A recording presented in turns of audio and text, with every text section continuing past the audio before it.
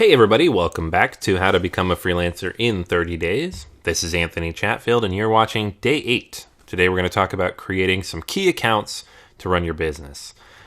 Before we get started though, I wanted to just touch base with everybody, see how everything's going. We're a full week into the program now. And if you're still watching, I hope everything is going really well.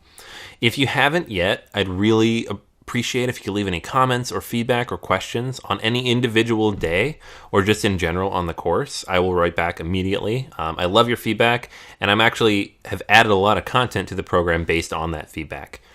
Also, if you're at this point, if you feel like it, and it really would make me feel wonderful, feel free to leave an overall rating for the course or even just a quick review or commentary on where you're at.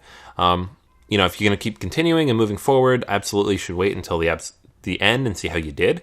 But in the meantime, love your feedback. It really helps me to do better things. And if you have a question that I haven't covered in one of these days, I will absolutely record something and shoot it over. I want you to get the most out of this. I want you to be successful. That's what this is all about. All right. So that said, let's dive right into Day 8. We're going to be talking about creating those key accounts, all that stuff you maybe have not created yet. We're going to get it going today. So the goals today are to finalize your company name and start the setup process for key online accounts. We're not going to talk about the company name too much more today. If you are ready to get going with that, finalize it, figure it out today. If you're not, something to keep on the radar, put in the background to think about as we move forward. But we're going to start the process for setting up key online accounts. And if you do have a business name, I would use that to sign up for these. We're also going to put in motion next steps for the development of your business. Again, remember, this is a business. So the things I'm going to show you right now are the building blocks of a business. And then finally, we're going to determine the logistics of how you'd like to be paid. If you're using Elance, it's pretty basic. They're going to put the money into escrow. It's going to go into your bank account directly. But if you get something direct or you meet somebody while out networking, how are you going to get paid? We'll talk about that today. So in terms of tools, there are a lot of different options. I've broken this down into what you can pay for and what you can get for free.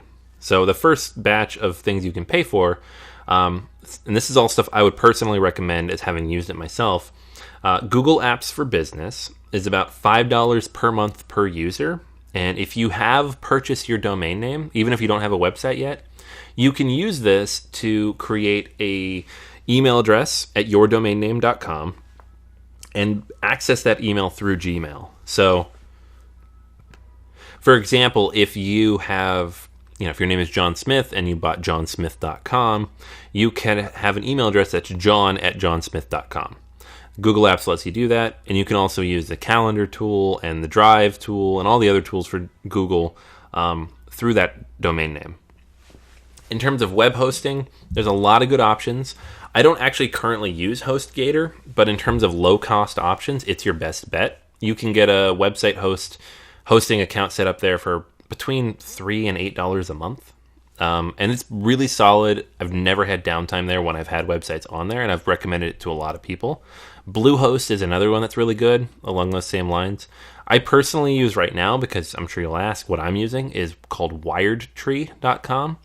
And they do more dedicated and managed services, so it costs quite a bit more.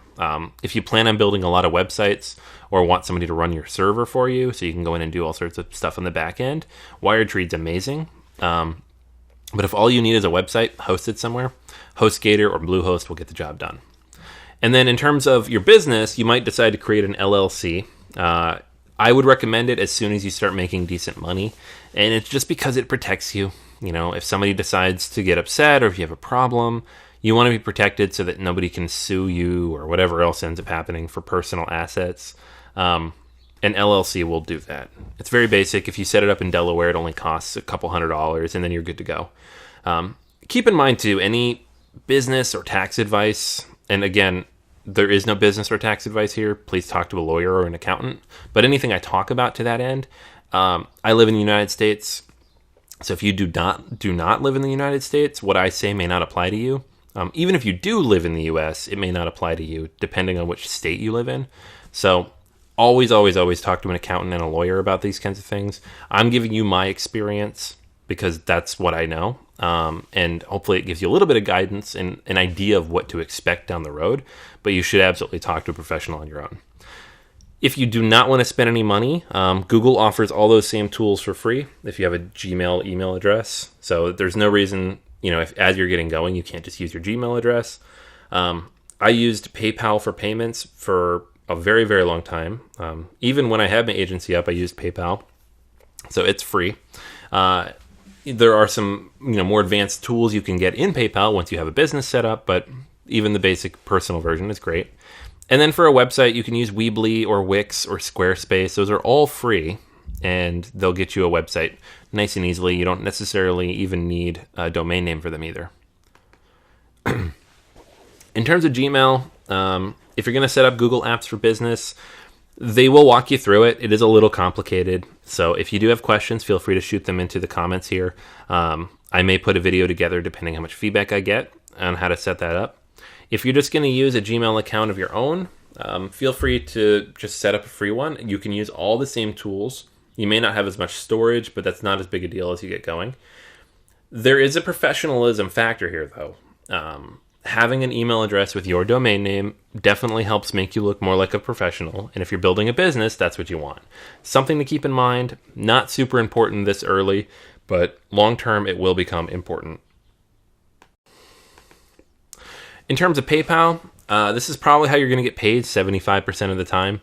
I never accepted credit cards in my 9 years of freelancing and running an agency. I always made people pay through PayPal or by check or invoice or through Elance Escrow.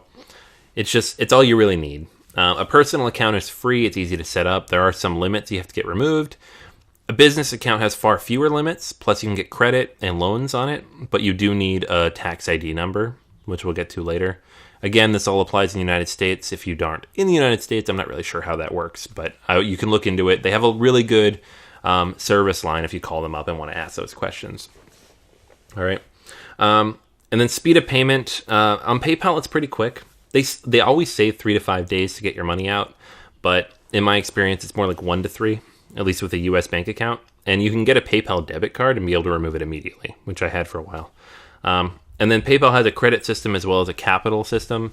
So if you need money invested into your business down the line, they can help you out there too.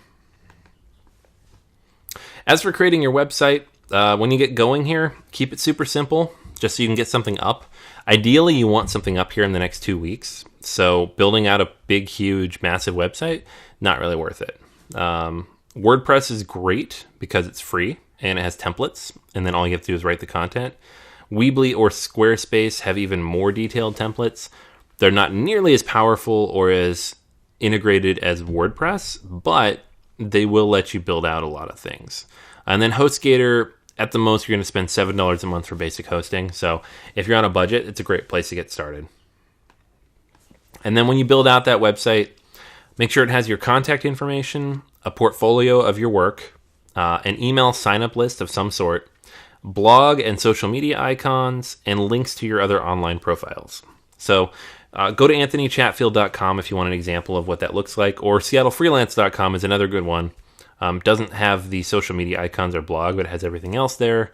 You can see as one of my early freelance websites what I had involved. All right, so for today's actions, choose your email solution, whether you're paying or not. Create your PayPal account. You're going to need this regardless, so just get it going. If you plan on doing it, you can get your LLC rolling now. Again, I would consider waiting until the end of the month just to see where your income is at. That will still cost you a couple $100.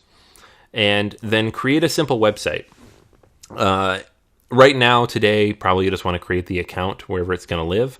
But in the next few days, I'm going to help you build this out. I'm going to get into detail of how to create your website, how to get it rolling, whether it's WordPress or one of those other free sites. You really don't want to spend too much time on it, even if you're a perfectionist.